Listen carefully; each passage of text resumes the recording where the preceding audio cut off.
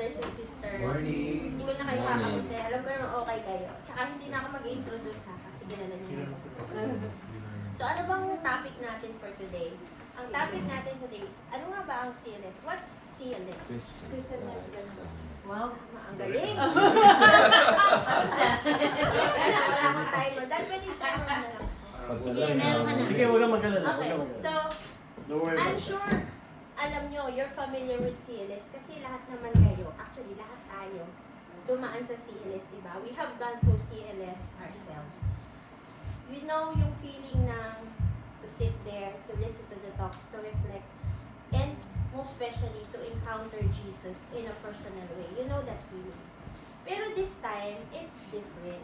Bakit different? Kasi, you're no longer on the receiving end. Kayo na yung nasa giving end. You're no longer participants. You are servants.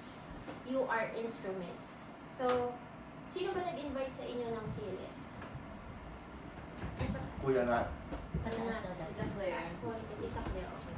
So, di ba, you have been invited to CLS. Yeah, thank you po.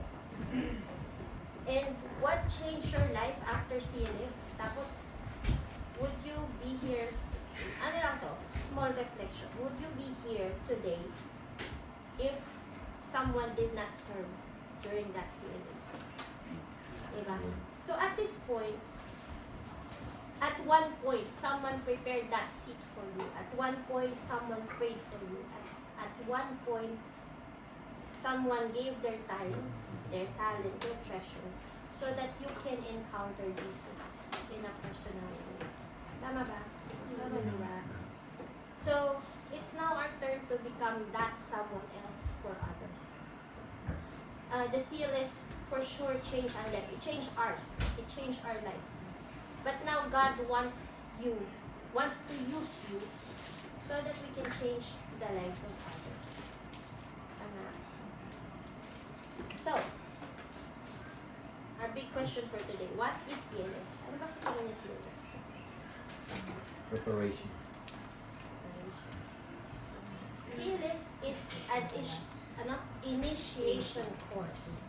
It's leading into the life in the Holy Spirit. Most especially, it's leading us to an entry point sa MFC. It is where we began our journey. We begin our journey not just in the community, but also, most importantly, our journey into a renewed and vibrant relationship with God. Yan ang CLS, renewed evangelism. So, CLS is not just introduction to MFC, but it's more of a renewed, vibrant relationship with the Lord. So, syempre, may goals ng CLS. Ano bang goals ng CLS? CLS is an evangelization. Sabi dito, it's the proclamation of the gospel. The proclamation is the good news that God loves us. Na mahal tayo ni Lord, that Jesus saved us. And that we are called in the life with the Spirit. We are called into a new life with the Holy Spirit. So, ang goal ng CLS is not just to inform people. The goal is transformation. So, evangelization, take note of the word evangelization and transformation. Lagi natin naririnig yan, diba, sa mga talks. So, through CLS, sabi niya dito, through CLS, participants are drawn to a renewed commitment to the Lord. We experience the work of the Holy Spirit in a personal way, and we begin our relationship with Jesus. That's true CLS. When you say you're renewed, ayun sabi, renewal is on 3 levels. The individual, the family, and the church. Bakit individual? Kasi first and foremost, it's personal conversion. You have to convert yung conversion sa sarili mo. That's where you have a deeper prayer life. Nabanggit mo, Dad, na merong yung personal prayer. Very important yung prayer. Maybe someone or some of our participants, maybe even us, hindi tayo nagpunta ng confession long time. Or maybe, nabanggit ulit na nagpupunta tayo ng mass, pero wala naman din yung isip natin. Or nagpupunta tayo ng mass just to say nagpupunta tayo ng mass. But, yung challenge natin is merong sometimes spiritual dryness. Pero during the CLS, we realize na, ay teka muna pala, God is real and God loves us. And God loves me personally. So the second is the family. Bakit family? Kasi pag nag-CLS tayo, other than conversion, napansin nyo, the stronger, nung time na pumasok kayo sa CLS, naging mas stronger yung relationship. Diba? As husband and wife. Naging family, faith-centered ang family. Lalo na kung may mga bata. And most especially, yung unity sa loob ng bahay natin. Kasi we've seen couples, marami, we've seen couples, they pray together for the first time. We've seen families na naka-establish ng prayer time with the kids. And even, na-establish din yung, or na-encourage din sila to bring the family into a sacramental life. What do I mean by sacramental mass? Confession, most especially. Yung, confirmation. Normal yun sa simbahan pag nagsisisili tayo. Pero yung urge mo or yung will mo for their kids to go to a sacramental life, even pagpunta sa confession, that's part of what we've learned with CLS. So, and the third level is, sabi dyan, the church. And CLS is where, and this is what I've seen with most families or couples na nasa CLS. This is where we start our active participation in service, mission, and evangelization. Service, number 1, is service at church. Service and mission, this is evangelization. Whatever we're doing with CLS, that's evangelization. Or whatever we are doing outside of CLS, and the way people see us, that's already evangelization. So CLS doesn't just create attendees. Hindi lang tayo attendees. It forms servants. And we have seen a lot of couples within the community where the entire family, not just the couples, the entire family serves the church. Like us, kunyari, we serve as EM, lector si Ates, altar server si Jello, si Jed, secret service sa church. Meron silang secret service sa church. Kami na nakakaalam nun. Wala ko na yung alam. Pwede mag-commander? Secret. Sa secret service.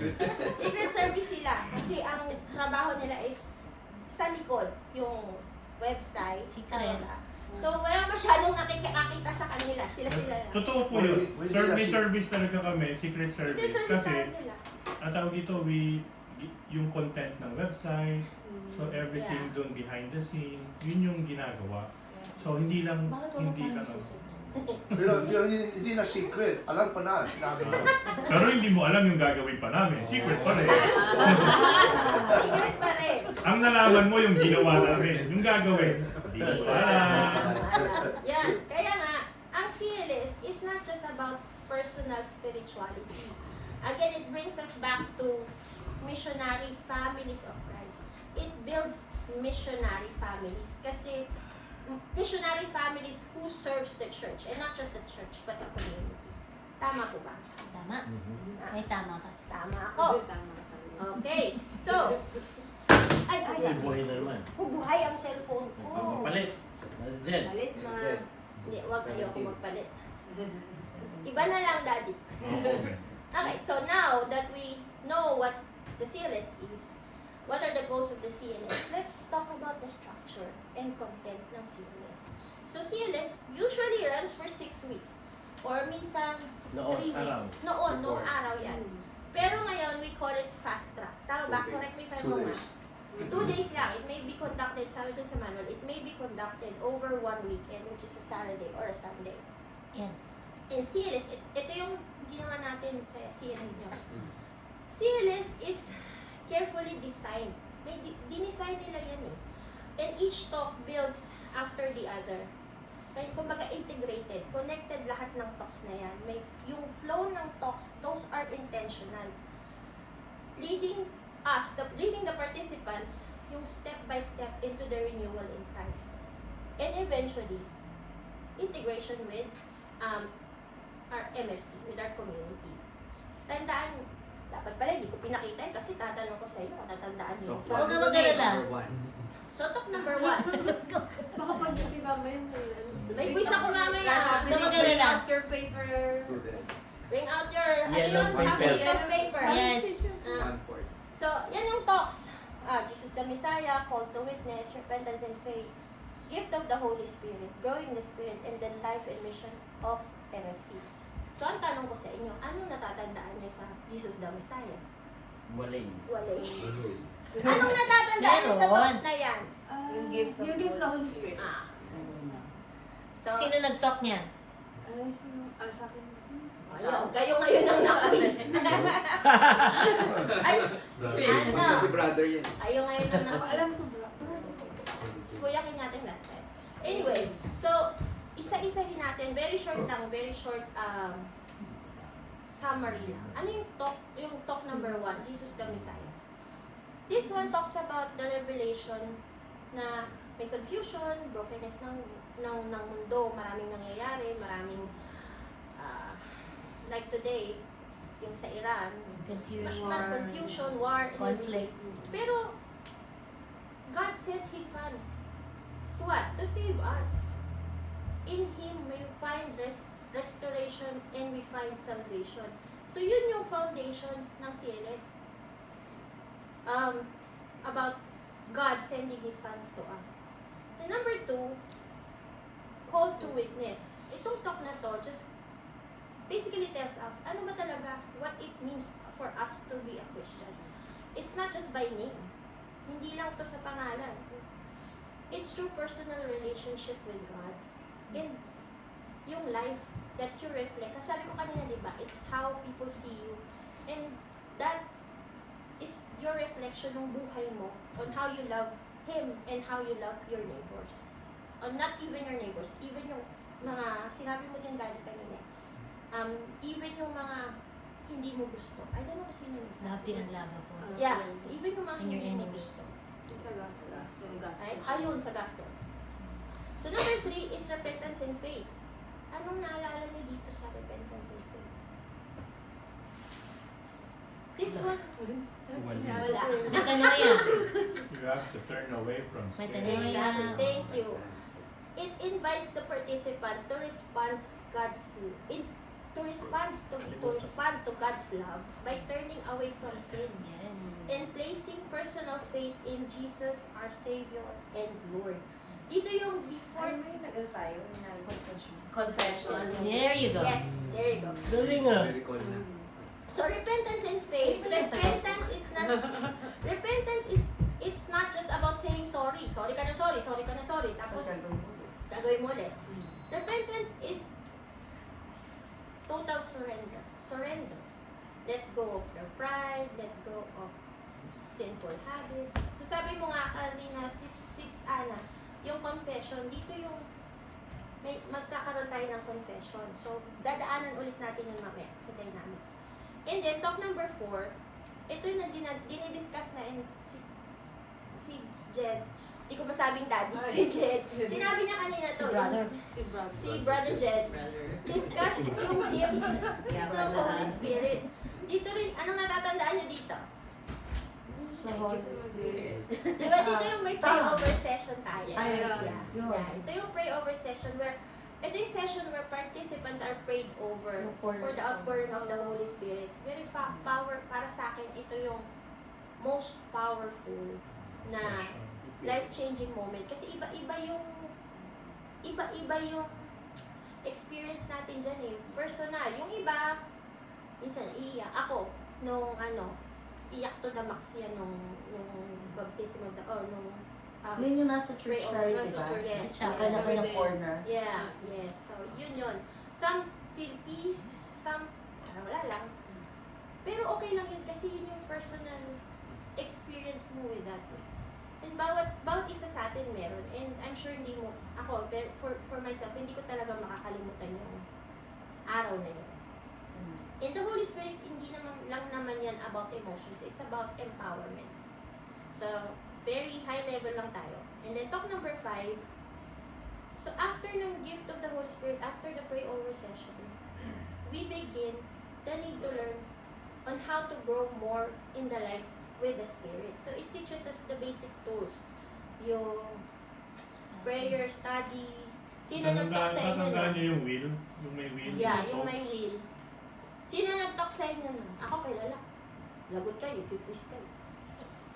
Walay. Walay ulit. Ayun o! Kasi si Brandon. Sa kanila. Ah, Hindi, okay. iba-iba. Dalawang Pero iba batch kasi kasi ng kila CLS. Nicole. Ah, okay. Pero kila Si Aida Susan ako. yata. Sa kanya iba rin, di ba? Si Johnson. Winla. No, iba din siya. Tatlong Si set. Si Charlie yung isa. Ah, si Ate Chara. Tatlong set yan. So ayan kasi tinuturo sa atin ano yung tools na magagamit natin para mas lalo tayong mag-grow in the Spirit. Kasi yung growing in the Spirit, yung pray-over session, umpisa lang yan. Marami pang susunod na na growth, kumbaga. So lastly, yung life and mission of MFC. So ito naman, it's just emphasizing the importance of community, yung mission natin, mission vision ng MFC. So CLS, sabi nga kanina, it's not the finish line. It's the starting line. And CLS is, sabi ko nga ulit kanina, it's intentionally structured. Number 1, it begins with knowing Jesus that leads to personal conversion, that empowers you through the Holy Spirit, teaches you to grow, and ends with mission and community. So, pansin nyo, talagang connected siya. May flow. So, hindi lang to series of talk. It's a way to renew our life with Christ and in Christ. So, sabi nga kanina, after the talk ng repentance and faith, merong what you call this? Gifts of the Holy Spirit. Before mag-gifts of the Holy Spirit, natandaan niyo ba kung ano ginawa natin before that session? Parang nag-1-to-1. Yes, One-on-one. ang galing. May yes, so may one-on-one. Pay attention. May one-on-one na nangyayari. So yung tinatawag na one-on-one, ang purpose nun is yung we get to know you personally, how you're doing, most importantly, hala, nabulol na ako. Are you ready to go on to the next sessions? One-on-one is very important kasi bakit kamo? It's where you where personal care happens. Yung personal care kasi para sa atin, it's not superficial na personal care. Yung talagang the thought na makilala ka, malaman yung anong concerns mo, maintindihan namin kung may mga doubts kayo, we listen to you. Para paramdaman ng participants na you feel at home and may kasama kayo during this journey.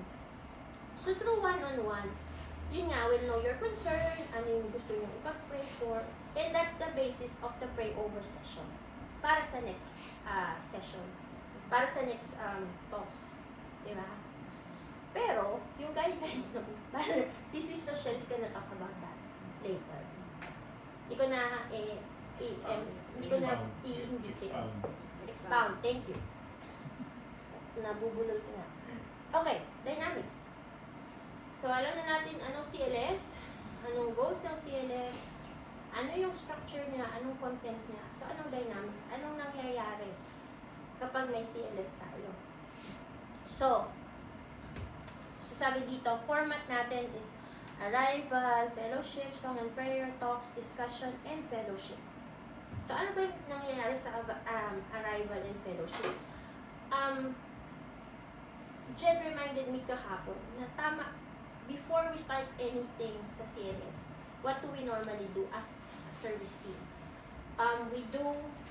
Before we start anything, before we start setting up, nagkakaroon tayo ng pray-over, sustain, importante yon. Kasi binanggit ulit ni Jen kanina dun sa worker na para kumbaga yung mga hindi yung mga naglo-lurk around is mawala, ma-pray over natin yung place. So that's one. And then, pagdating ng participants, what do you remember nung kayo ang nag-sales? Pagdating nyo, Kumain.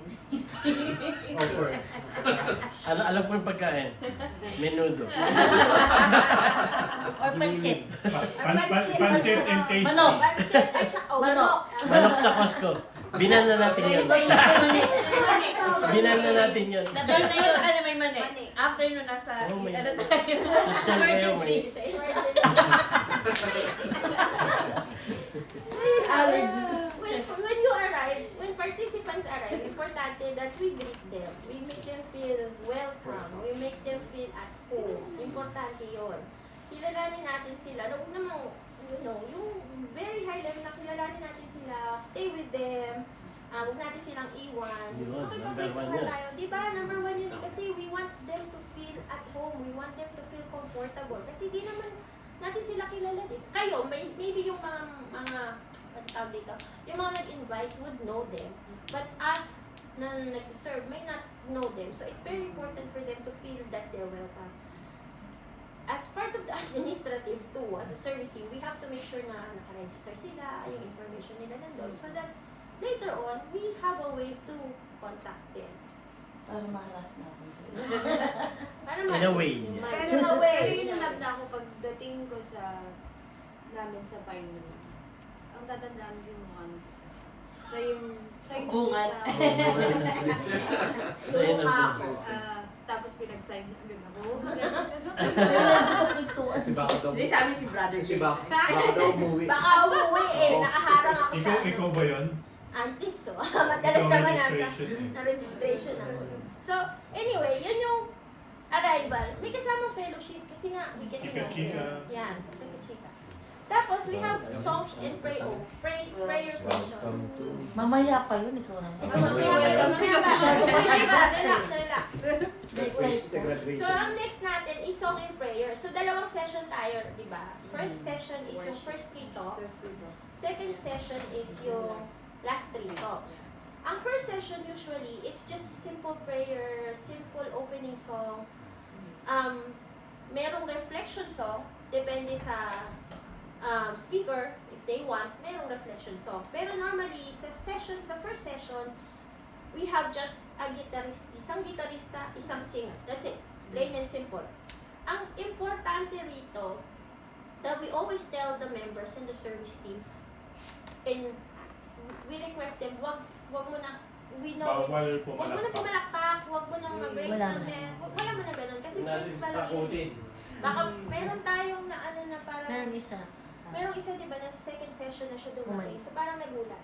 So we try not to do that on the first session.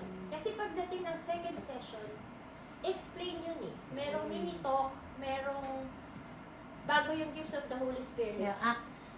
Yeah, i-explain yun. So, first session, simple, walang raising of hands, walang clapping, Alive. walang alay. Walang gumagal. Praise God. Si brother Toti kasi chef alive daw. So, Walang wala rin tongues. walang thanks, wala muna. Walang raising of hands din. Right. So, second session, nandito na yung mini talk, explain yung worship, yung acts, gifts of the Holy Spirit. Dito na tayo, merong usually full ang music ministry dito, full support ang music ministry dito. Kasi dito na tayo, after ng pray-over session, meron na tayong full worship. So, aside sa full worship, during the pray-over session, if you remember, kahit nandun tayo sa church to do the pray-over, there's someone singing softly para ma-maintain yung spirit-filled atmosphere. And then after the pray-over session, that's where we do the full worship. Pero pagka Lenten season, wala tayong hallelujah songs. No, Wala. hallelujah. Praise lang. Praise lang. Yan. So, may nakalimutan ko lang. Wala. I think you're good. Yung food. Mamaya tayo sa food. Last Yung yun. menudo. Yung minuto. So, number 3 talks na tayo. Ito na yung talks na in-explain natin kanina, yung 1 to 6. Pero, ang ginagawa natin, before anyone speaks, para sa speakers, before they do the talk, we do the pray over session. Katulad ng ginawa natin kanina. Ipe-pray over natin yung mga speakers. And then, binanggit din ni Jed yung prayer warriors. Dapat talaga may prayer warriors during the talk. Habang nagtutalk. So, hindi ko na-expound yan kasi I know you remember everything. Next, discussion. So, Yan meron lang, tayo. very, very quick lang. Sa prayer warriors, it's usually rotation. May Oh, yeah. scheduling yun. Yeah, may schedule. May Thank you, scheduling Daddy. yun. So, you are going to be tasked to read the entire prayers, and the name of the participants are And the written speakers there, are and the named name of also. the spirits Thank you, will be there.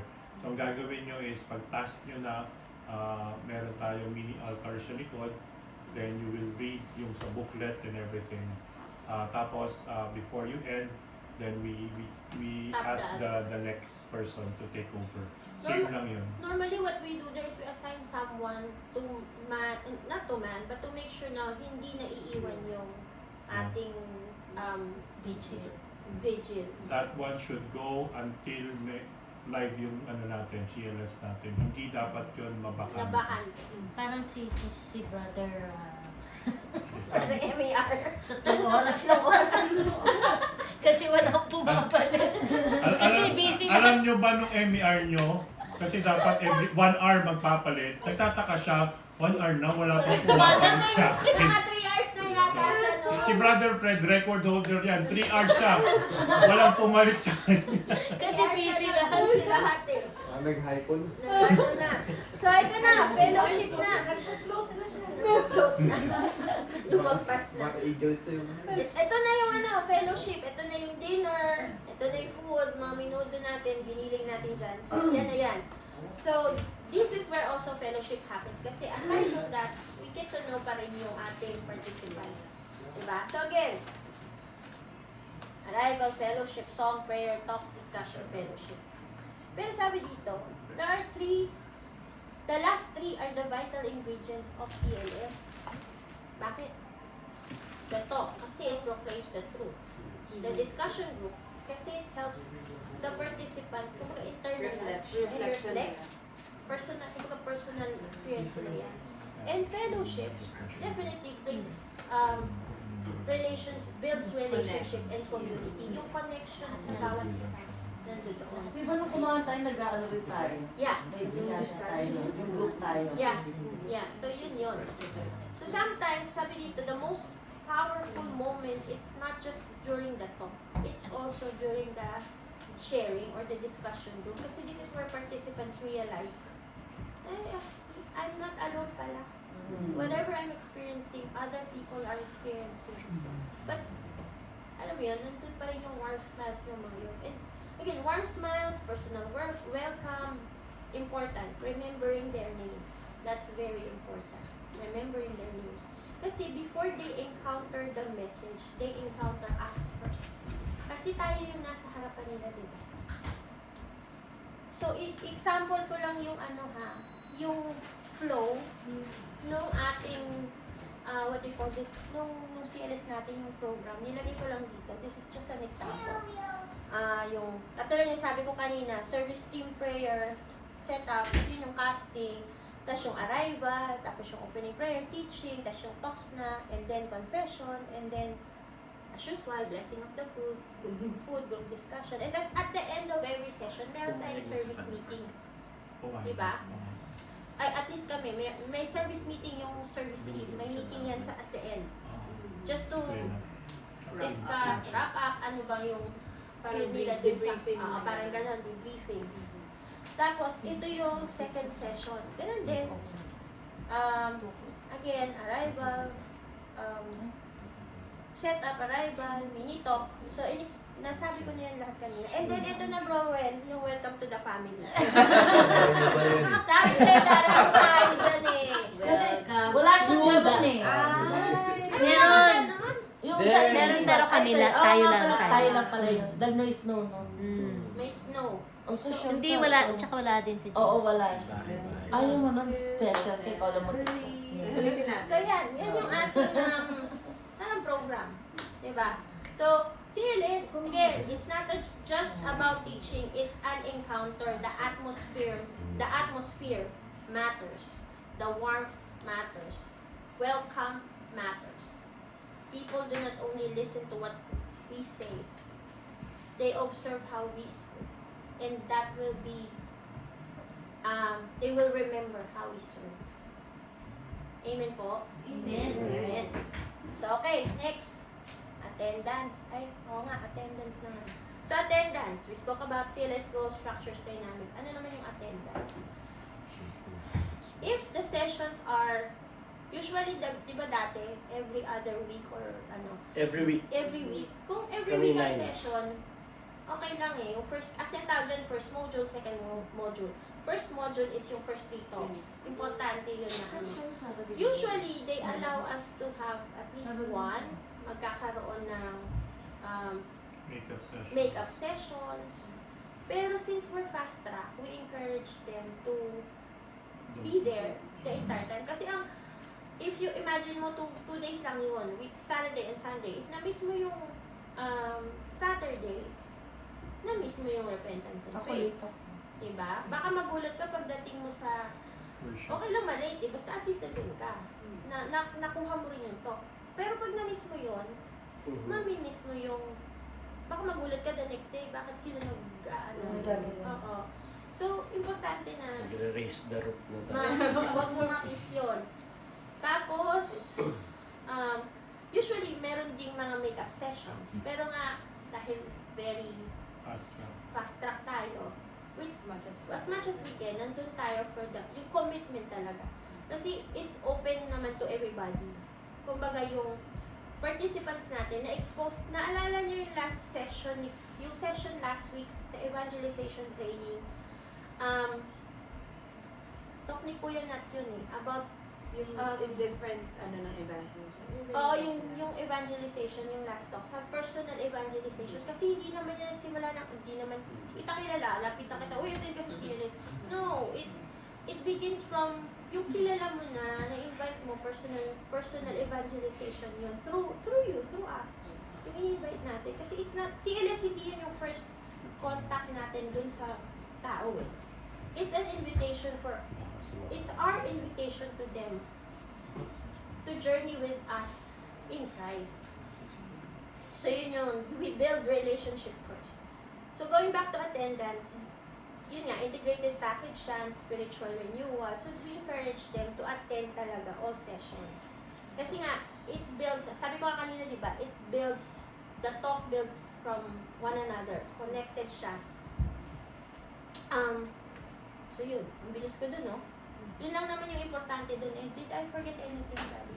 Just to yung dati, yung olden pa, CLP ang tawag, ang CLS is 13 weeks. Yeah. So technically, they're allowed to With mommy. miss 2 to 3 days. Two, I think. Mommy? Hindi, 13 yung 13. Ah, yung 13 niya. Nung pumasok kami, Nine. we were 9. Nine We were talks. having 9, so we were allowed to miss 2. One per module. First module and 1 in the second module. Pero since ngayon is very, very fast track, you are not allowed. If you miss 1, then you Medyo. just come the next CLS na. Mm. So importante yun. If you're inviting anyone, tell them to really commit yung 2 days. 2 days. 2 days. Kasi commitment talaga importance and we try not to be absent. Okay, that's very fast, very straightforward naman. Ay, mali. So next, ano yung team? Ano yung anong meron sa team? What do we have sa service team? May tawag tayong service team. CLS, it does not run by itself. It's run by a team. So important, it's essential for each team member to be faithful and reliable. The team members, we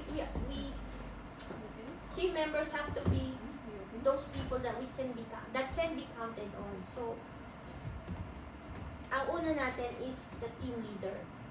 So team leader oversees the whole seminar. Sila lang yung overseer.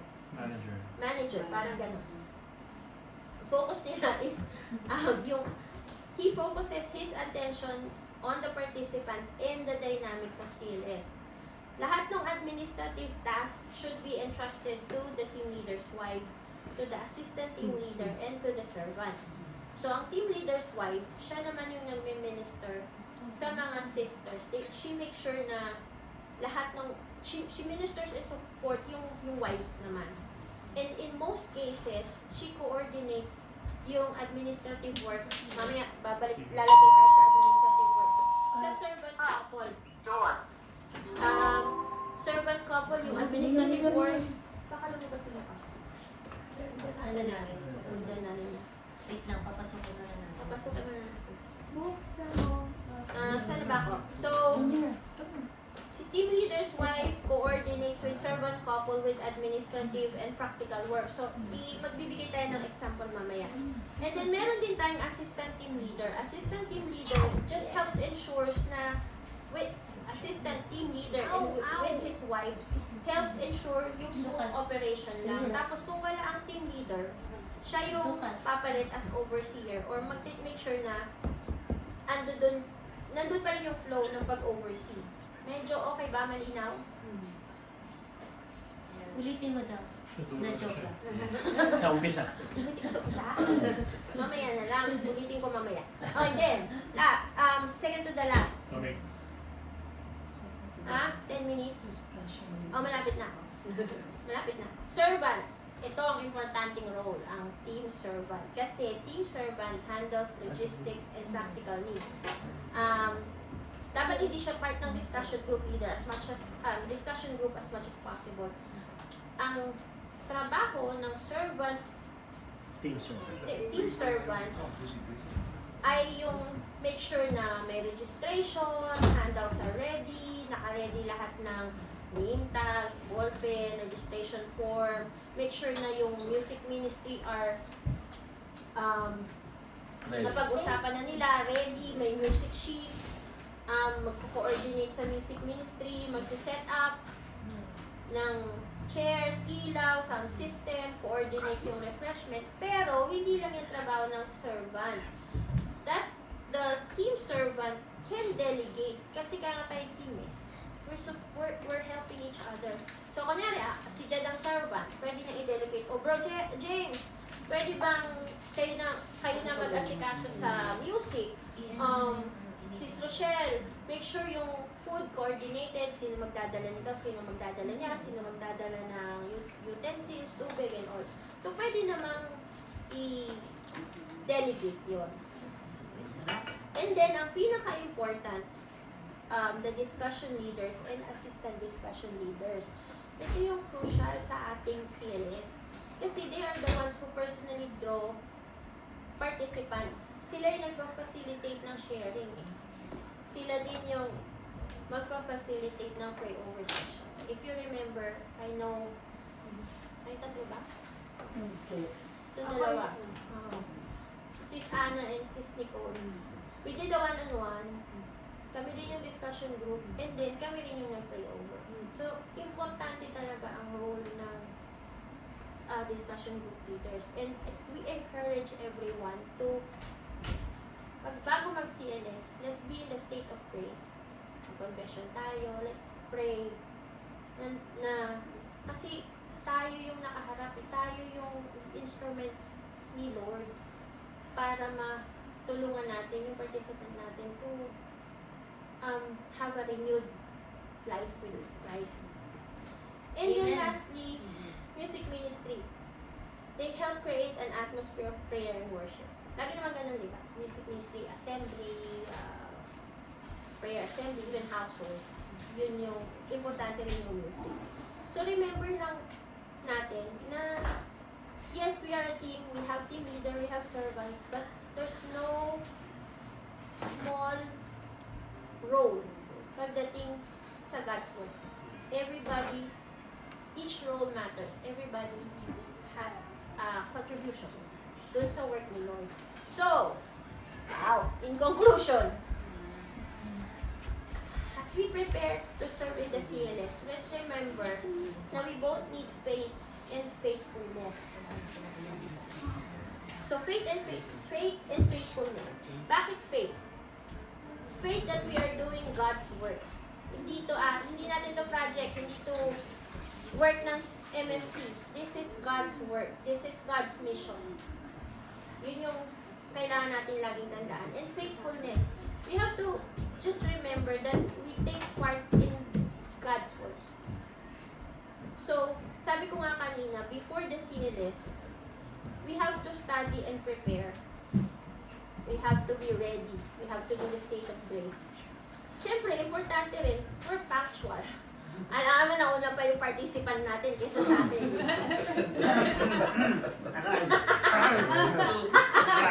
Sinabi na rin Iklaro ko lang we wanted to be a holy family. Hindi huli. Hindi holy family. Oh, holy. Holy hindi huli.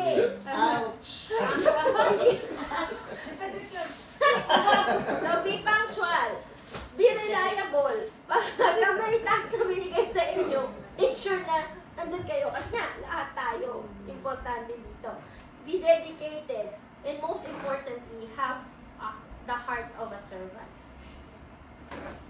So, participants kasi are looking for yung selfless care, full-hearted service, and unrestricted love. Brotherly and sisterly interaction. Importante talaga kasi yun. Yun yung nakakatulong sa atin. So, we must be living witness to our new life in the Holy Spirit. And this is something beautiful. As we serve, we also grow. Which is totoo yan. We serve, once we start serving, we grow as well. Many times, those who serve receive unexpected blessings. They are testimonies of people receiving spiritual gifts. Or minsan, yung pinipray over natin, nangyayari. Yung matagal na natin pinipray, binibigay sa atin. Remember, God bless those who serve Him. So, do not just prepare talks, do not just prepare logistics, prepare your heart. And finally, ask the Lord for something. Serve with expectation. Expect Him to move, expect Him to bless us, expect Him to work powerfully in our lives. Not just in the participants' lives, but also our lives. Remember, CLS, it's not just for our participants, it's also for us. Thank you. Yes.